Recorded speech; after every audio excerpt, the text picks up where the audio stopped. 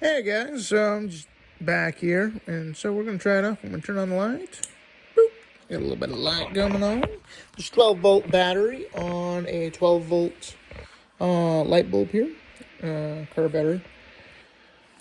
And let's see, I need to find first a simple little tool. It's called a glove. Oh, 15 feet to go along with it. A little bit of a glove doesn't hurt. So, we're going to see if by dumping in some of this nitrogen into here that this will,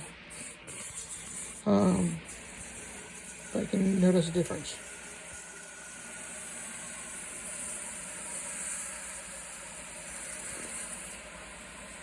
Be careful.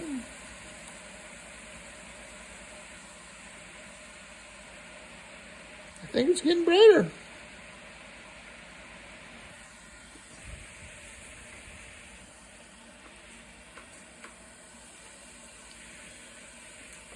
Just let it sit.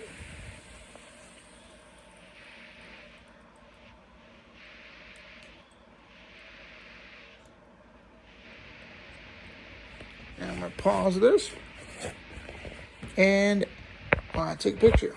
Stop recording video.